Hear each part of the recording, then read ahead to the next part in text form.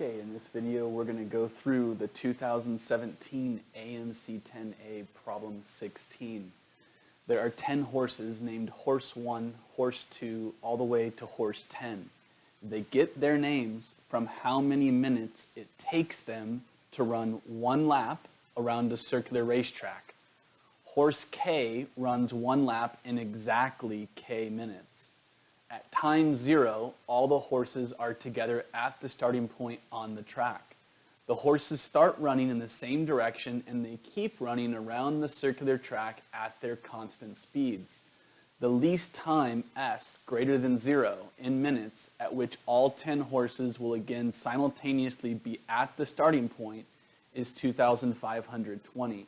Keep in mind that's just the least common multiple of 1 through 10.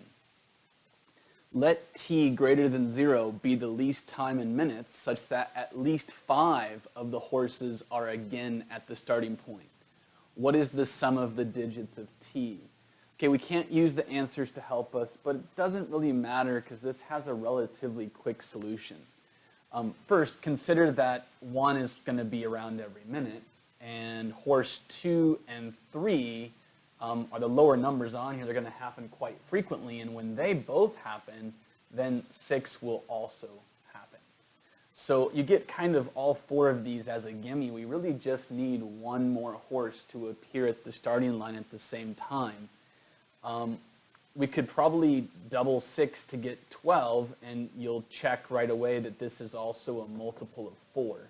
Then 1 plus 2 is 3, which does end up being the answer.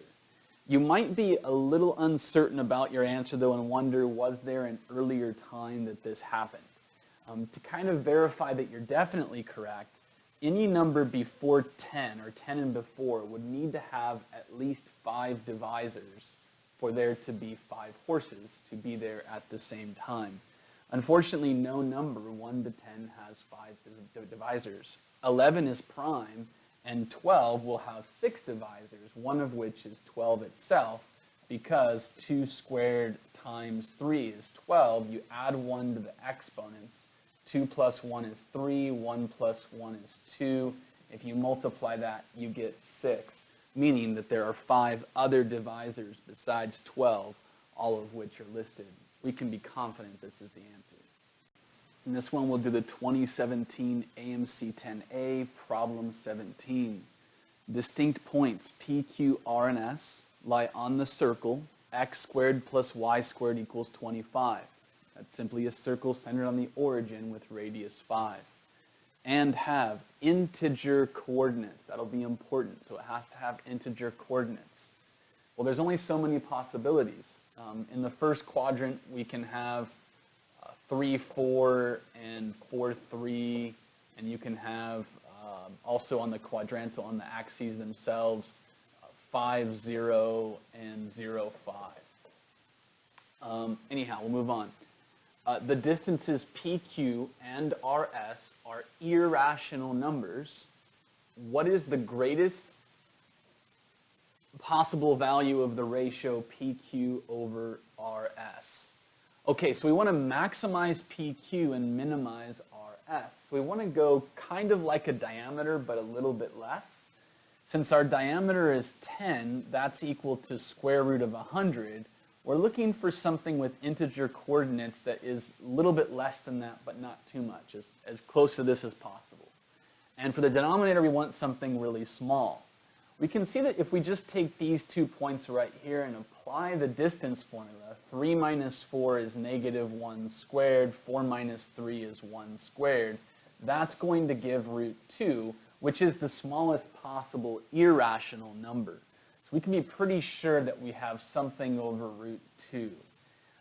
We probably want to be close to a diameter, and since these are first quadrant points, we'll try third quadrant points, which would be something like negative 3, negative 4, and negative 4, negative 3. Now, just take this one. If you try and do it with this one, I believe it is a diameter. 4 minus negative 4 is 8 squared. 3 minus negative 3 is 6 squared. And 8 squared plus 6 squared is 10 squared, so that's not going to be any good. But if we do it with this one, you'll get 4 minus negative 3 is 7 squared. and 3 minus negative 4 is also 7 squared, that's equal to 2 times 49, which is 7 radical 2. The radical 2's cancel, and the answer is 7. All right, continuing on to problem number 18 from the 2017 10A test.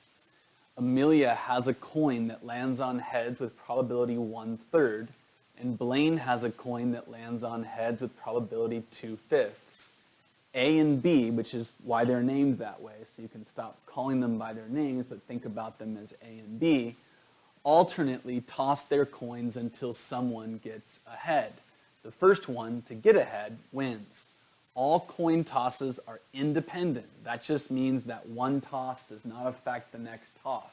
So if A misses, it doesn't increase the chance that B hits. A goes first. The probability that A wins is P over Q, where P and Q are relatively prime. That just means they have no common divisors. They don't have to be prime numbers.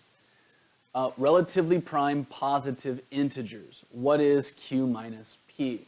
From about right here on, we actually don't care what it says right now. You should only be concerned with finding the probability that A wins.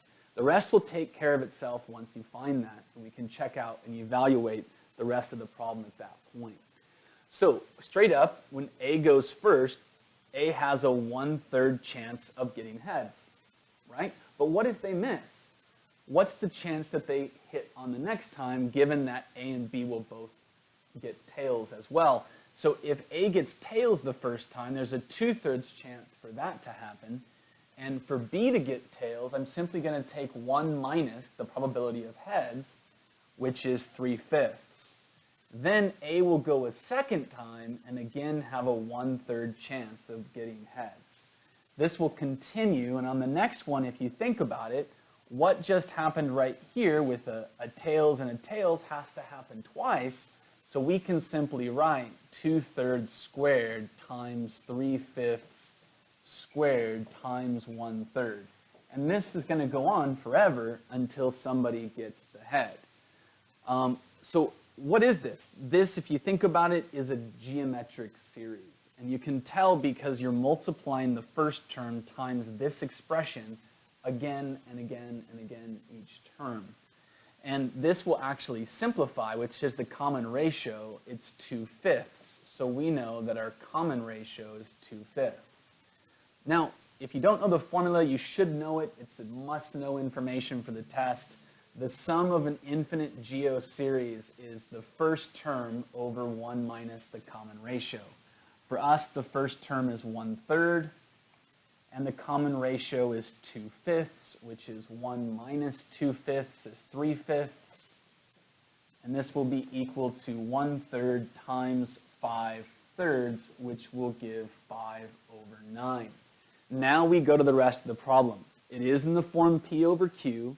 P and Q are relatively prime. Nothing that goes into 9 also goes into 5 except 1. What is Q minus P? This is Q, this is P. 9 minus 5 is 4.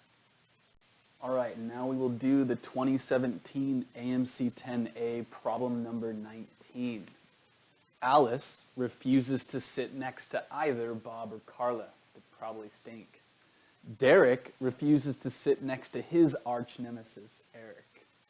How many ways are there for the 5 of them to sit in a row of 5 chairs under these conditions? Okay, so from now on, they're called A, B, C, D, and E for a reason. We're just going to refer to them as that.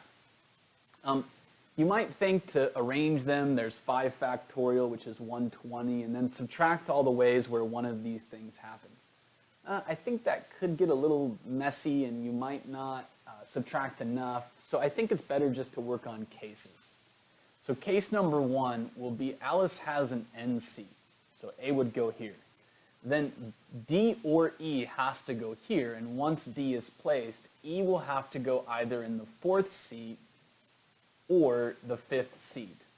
So this particular one on top, there's 2 ways for D and E to be arranged, and B and C go in the remaining seats also in 2 ways. So this will have 4 arrangements. Keep in mind, we can reflect it over to here so I don't have to consider this as a separate case. That means there's 8 total ways if A is in here or here, another 8 ways if A is here with D and E situated here. So you're going to get 4 times 2 equals 8. Again, D and E have 2 places they can sit, and B and C have 2 ways. 2 times 2 is 4. And then the mirror image with A over here works as well. Next up, we're going to try A in a second seat, which will be equivalent to A in the fourth seat. Now this time, B and C cannot go here, so this has to be D and E in some order, and B and C in some order go in the last 2 spots. Again, this will have 2 arrangements, B and C will have 2 arrangements, there's 4 arrangements times 2 for the mirror image, which will have 8 arrangements total.